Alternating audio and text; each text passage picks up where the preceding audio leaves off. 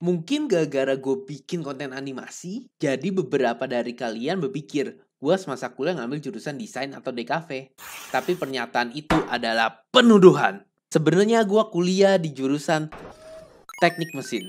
Kalau kalian pernah nonton Iron Man atau Optimus Prime, yang bisa bikin kayak gitu tuh orang-orang kayak gue, orang teknik mesin. Gue jadi ingat saat pertama kali masuk teknik mesin. Gue dan teman-teman gue sering bercanda kalau setelah lulus kita akan bikin Iron Man.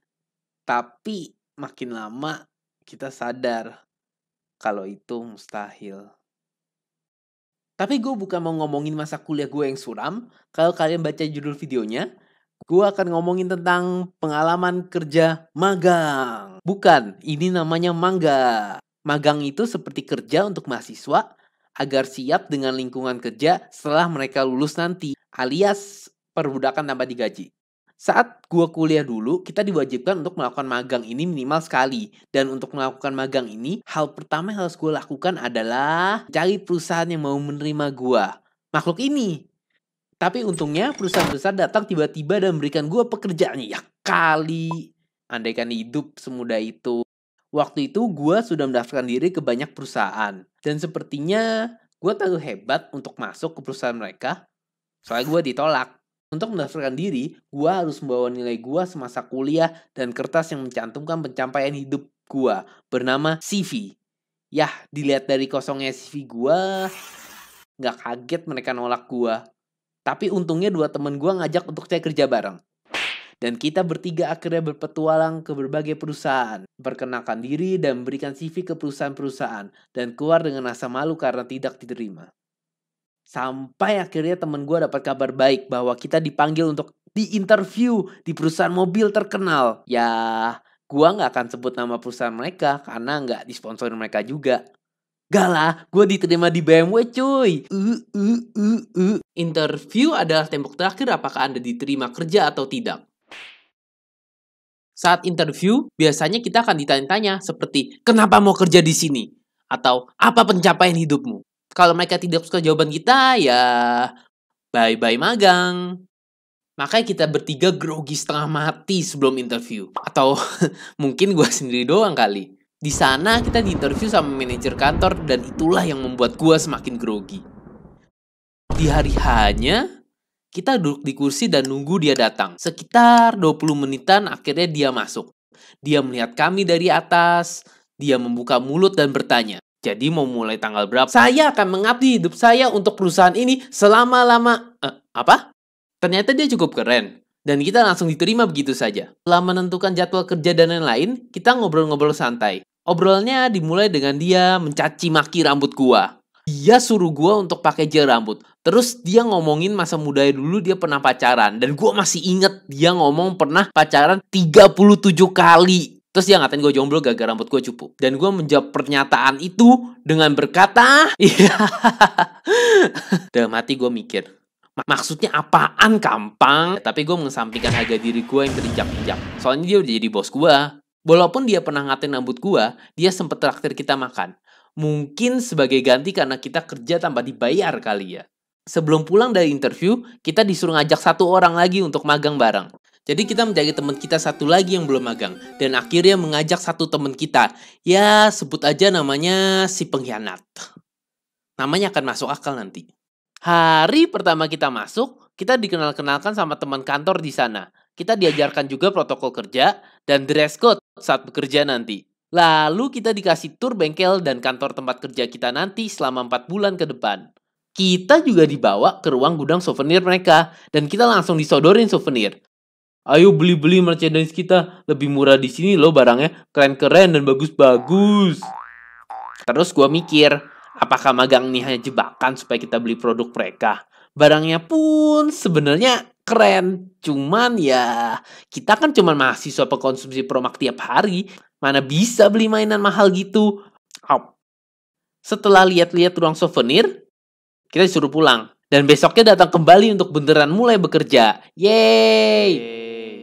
Waktu gue bilang magang di perusahaan mobil terkenal seperti BMW ini, gue bukan kerja di kantor dengan pakaian rapi, tapi di bengkel mobil, maksudnya melihat para teknisi membenarkan mobil. Ya, karena kita belum punya pengalaman dan ilmu untuk membenarkan mobil. Bagi kalian kaum hawa yang menonton video ini, tidak seperti yang kalian pikirkan, tidak semua cowok mengerti mobil.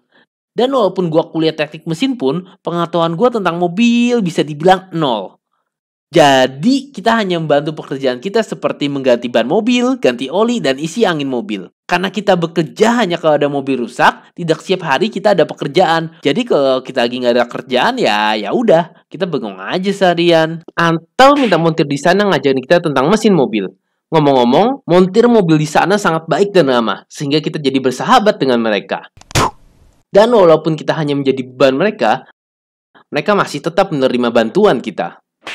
Waktu gue bilang beban di sini tuh bukan berarti kita nggak guna ya. Tapi maksud gue bener-bener beban. Pernah satu kejadian gue disuruh membantu salah satu montir untuk membenarkan mesin mobil yang keadaannya cukup parah.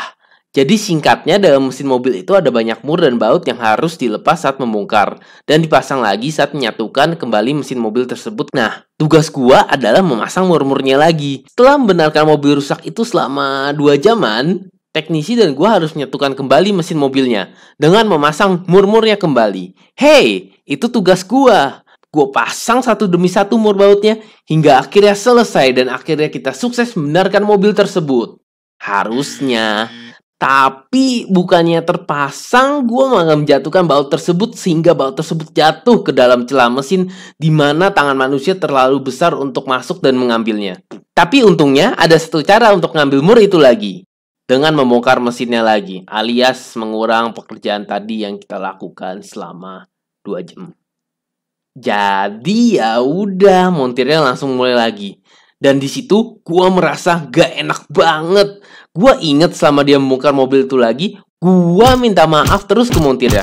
Dan karena montirnya baik, dia pun langsung memaafkan daku yang berdosa berat ini. Intinya tuh ya, sampai sekarang gue masih merasa bersalah banget. Dan kalau ternyata dia menonton video ini, gue pengen minta maaf lagi. Gue sebenarnya gak mau membenarkan kesalahan gue ini sih. Tapi jujur, waktu itu gue capek banget. Karena Senin Selasa kita ke kampus, baru Rabu sampai Sabtu kita kerja di bengkel. Dengan adanya tugas kampus, kelas, acara non-akademik, dan main game, gue jadi kurang tidur. Saking capeknya ya, gue pernah tidur di berbagai tempat. Kayak pernah tidur di kolong mobil, di atas mobil, bahkan tidur sambil berdiri. Ya intinya itu gue capek banget waktu itu. Pernah gue sampai gak tidur sama sekali. Dan besok paginya harus ke bengkel untuk magang. Waktu itu gue inget tuh, gue minta tolong teman gue untuk membawakan kopi. Lalu dia membawakan kopi yang dia bilang dari Afrika. Setelah gue minum kopi itu, gue langsung melek dan badan gue gak bisa diem sama sekali. Dan saat kerja pun kaki gue gerak kesana kesini selama sejam. Terus gue tepar seharian. Karena kafein yang ada pada kopi sudah habis. Ini yang dinamakan kafein crash anak-anak. Jadi intinya, don't do coffee. Pernyataan tidak didukung oleh penelitian ilmiah manapun. Suatu hari, salah satu teknisi memanggil gua untuk test drive mobil yang udah diperbaikin. Langsung aja gua naik mobil berjuis itu. Dulu gua pikir mobil mahal seperti ini tuh akan banyak tombol dan fungsi-fungsi yang aneh gitu. Ternyata sama aja kayak mobil keluarga gua. Gua gak ngerti sih kenapa orang beli mobil mahal-mahal padahal fungsi sama aja.